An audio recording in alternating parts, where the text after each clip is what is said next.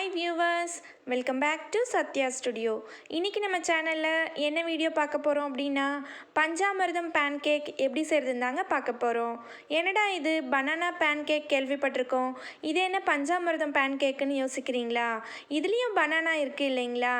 அதனால் இதை யூஸ் பண்ணி நம்ம பேன் கேக் எப்படி செய்கிறதுன்னு பார்க்கலாம். நாம் பழனி முருகன் கோயிலுக்கு போனோம் அப்படின்னா மொட்டை போடுறோமோ இல்லையோங்க, கண்டிப்பாக பஞ்சாமிர்தம் வாங்கிட்டு தாங்க வருவோம். அந்த பஞ்சாமிர்தம் வாங்கிட்டு வந்தோம் அப்படின்னா நம்ம ஃபுல் டப்பாவும் தீர்த்திட மாட்டோம். பாதி சாப்பிடுவோம், மீதி அப்புறம் சாப்பிட்டுக்கலான்னு சொல்லிட்டு ஃப்ரிட்ஜில் வச்சுடுவோம். ஆனால் பார்த்திங்கன்னா அந்த பஞ்சாமிர்தம் ரொம்ப நாள் அப்படியே இருக்கும். கொஞ்ச நாள் கழித்து இது சாப்பிட வேண்டாம் அப்படின்னு சொல்லிட்டு தூக்கி வீசிடுவோம். அந்த மாதிரி பஞ்சாமிர்தம் வேஸ்ட் பண்ணாமல் ஒரு சூப்பரான ரெசிபி எப்படி செய்யலான்னு தாங்க இன்றைக்கி நான் உங்களுக்கு செஞ்சு காட்ட போகிறேன்.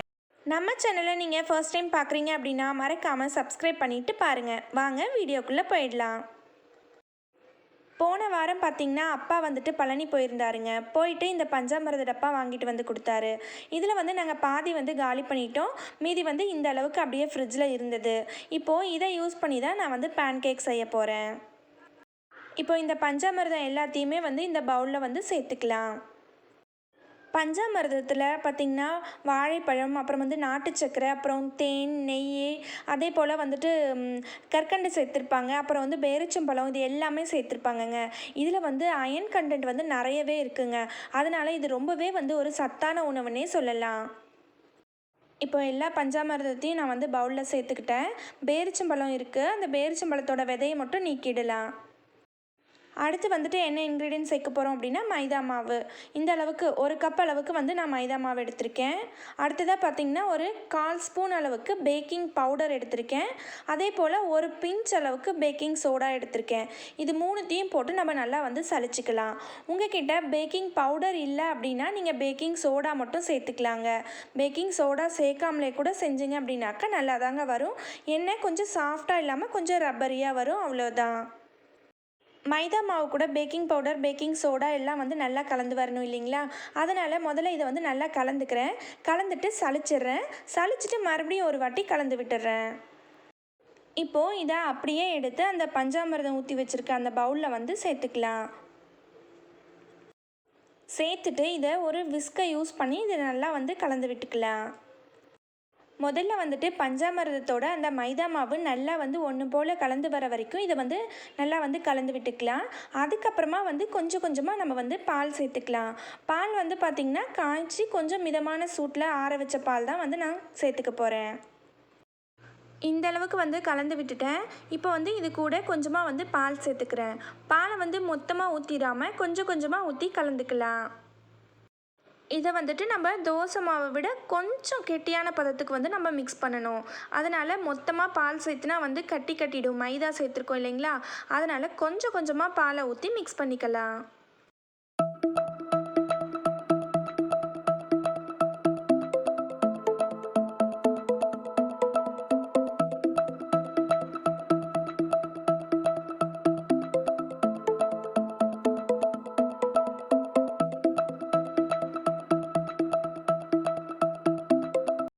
நல்லா கலந்து விட்டாச்சு. மாவு பார்த்திங்கன்னா இந்த கன்சிஸ்டன்சியில் இருக்குது.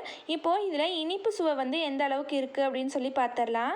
இனிப்பு பத்தலை அப்படின்னாக்கா நீங்கள் நாட்டு சக்கரை சேர்த்துக்கலாம். இப்போ இது கூடவே ஒரு அரை முடி அளவுக்கு வெனிலா எசன்ஸ் சேர்த்துக்கிறேன். ஏலக்காய் தூள் எதுவும் சேர்க்க வேண்டாம், ஏன்னா பஞ்சாமிர்தத்துலேயே ஏலக்காய் இருக்கும்.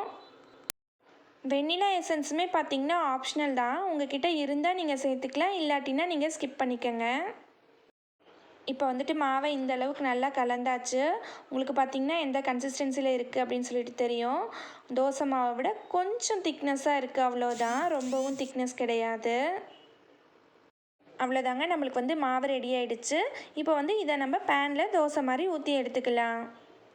நான் இன்றைக்கி பேன் கேக் செய்கிறதுக்காக இந்த மினி ஊத்தாப்பம் பேன் தான் எடுத்திருக்கேன்.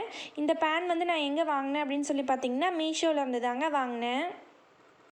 இதோட ப்ரைஸ் எவ்வளோன்னு சொல்லி பார்த்தீங்கன்னா 171 ருபீஸுங்க. பட் இதோட ஒரிஜினல் ப்ரைஸ் வந்து பார்த்தீங்கன்னா 244. பட் எனக்கு ஆஃபரில் வந்துட்டு 171 ருபீஸ்க்கு வந்து நான் வந்து வாங்கினேன். ஆஃபர் எப்படின்னு சொல்லி கேட்டிங்க அப்படின்னா, நான் பாப்பாக்காக ஆன்லைன் கிளாஸ்க்காக ஒரு மொபைல் நம்பர் வந்து வாங்கியிருந்தேன். அந்த மொபைல் நம்பருக்கு வந்து நான் மீஷோ லிங்க்கை வந்து ஷேர் பண்ணி அந்த லிங்க்லேருந்து அந்த மொபைலுக்கு வந்து ஆப்பை டவுன்லோட் பண்ணி ஃபஸ்ட் ஆர்டர் போட்டேன். அதனால் எனக்கு வந்துட்டு 244 ருபீஸ்க்கு வர வேண்டிய எனக்கு இந்த பேன் வந்து 171 ருபீஸ்க்கு வந்து கிடச்சிது. கிட்டத்தட்ட பார்த்திங்கன்னா 73 ருபீஸ் வந்து எனக்கு வந்து டிஸ்கவுண்ட் கிடச்சிது. இந்த பேன் வந்துட்டு பார்த்திங்கன்னா எனக்கு ரொம்பவே வந்து யூஸ்ஃபுல்லாக இருக்குது. குழந்தைங்களுக்கு வந்துட்டு மினி தோசை, ஊத்தாப்பம், ஆம்லெட் இதெல்லாம் வந்து குட்டி குட்டியாக ஊற்றி கொடுத்தா ரொம்பவே விரும்பி சாப்பிட்றாங்க. அதனால தான் நான் இந்த பேனை வந்து வாங்கினேன். நீங்களும் வந்துட்டு இந்த பேன் வாங்கணும் அப்படின்னு நினச்சிங்கன்னா இதோட ப்ராடக்ட் கோடு வந்து நான் டிஸ்கிரிப்ஷன் பாக்ஸில் கொடுக்குறேன். அதே போல் மீஷோ ஆப்போட லிங்க்கும் வந்து நான் டிஸ்கிரிப்ஷன் பாக்ஸில் கொடுக்குறேன். அந்த ஆப்பை வந்து டவுன்லோட் பண்ணி நீங்கள் இந்த ப்ராடக்டை சர்ச் பண்ணி வாங்கிக்கலாம். பேன் வந்துட்டு சூடாயிடுச்சு. இப்போ இதில் வந்து நம்ம கொஞ்சமாக வந்து நெய் தடவிக்கலாம். நெய் தடவிட்டு சின்ன குழிக்கரண்டியால் ஒவ்வொரு குழிக்கரண்டி எடுத்து மாவை வந்து இந்த பேனில் விட்டுக்கலாம்.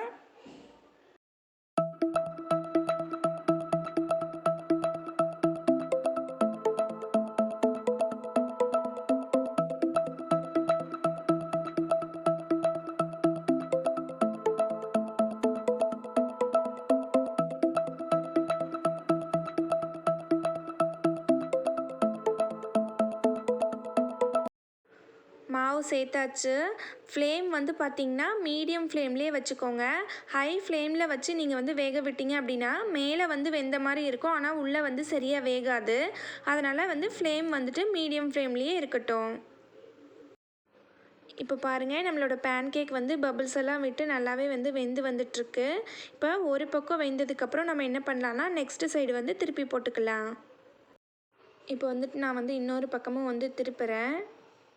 பார்த்திங்கன்னா அவ்வளோ அழகாக கொஞ்சம் கூட ஒட்டவே இல்லை. சூப்பராக வந்து நல்லா அந்த சைடு வந்து வெந்திருக்கு. அதே மாதிரி நான் எல்லா பேன் கேக்கையும் வந்து திருப்பி போட்டுக்கிறேன். எனக்கு வந்துட்டு நிஜமாகவே இந்த பேன் வந்து யூஸ் பண்ணுறதுக்கு ரொம்பவே பிடிச்சிருக்குங்க. பார்த்தாலே உங்களுக்கே தெரியும். உங்களுக்கு அந்த பேன் கேக் ஆகட்டும், வந்துட்டு ஆம்லெட் எதுவாக இருந்தாலும் வந்து இந்த மாதிரி குட்டி குட்டியாக அழகாக சூப்பராக ரவுண்ட் ஷேப்பில் அழகாக வருது. எனக்கு இந்த பேன் யூஸ் பண்ணுறது வந்து ரொம்பவே பிடிச்சிருக்கு. இன்னொரு சைடு திருப்பி போட்டாச்சு. இப்போ அதுவும் வந்து வெந்துட்டுருக்கு. பேன் கேக்கை பார்த்திங்கன்னா இந்த மாதிரி கொஞ்சம் அழுத்தி கொடுங்க. அப்போ தான் வந்து உள்ளே இருக்கக்கூடிய மாவெல்லாம் கூட நல்லா வெந்து வரும். இப்போது திருப்பி பார்க்கலாம் எந்த அளவுக்கு வந்து அந்த சைடு வந்து வெந்திருக்குன்னு சொல்லிட்டு. சூப்பராக வந்து இன்னொரு பக்கமும் வந்து வெந்துருச்சு. பேன் கேக் வந்து 2 பக்கமும் வந்து சூப்பராக வெந்துருச்சு. இப்போ வந்து நம்ம இதை வந்து ஒரு பிளேட்டுக்கு மாற்றிக்கலாம். எல்லா பேன் கேக்கையும் நான் வந்து பிளேட்டுக்கு சேஞ்ச் பண்ணிவிட்டு மீதி இருக்கக்கூடிய மாவுலையும் இதே போல் நான் வந்து பேன் கேக் ஊற்றி எடுத்துக்கிறேன்.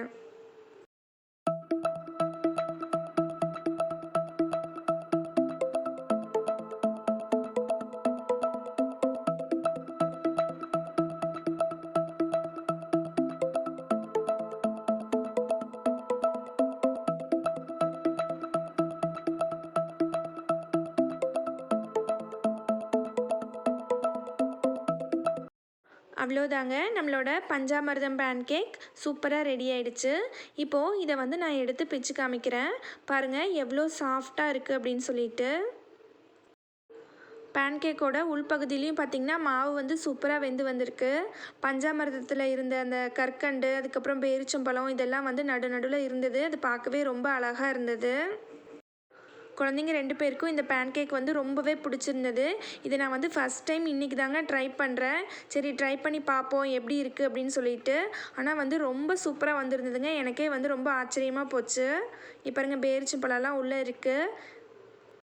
உங்கள் வீட்லேயும் பஞ்சாமிர்தம் மீதி இருந்தால் இதே போல் பேன் கேக் செஞ்சு பார்த்துட்டு எப்படி வந்ததுன்னு சொல்லிட்டு எனக்கு கமெண்ட்டில் சொல்லுங்கள். உங்களுக்கு இந்த வீடியோ ரொம்ப பிடிக்கும்னு நினைக்கிறேன். பிடிச்சிருந்தா லைக் பண்ணுங்கள், ஷேர் பண்ணுங்கள்.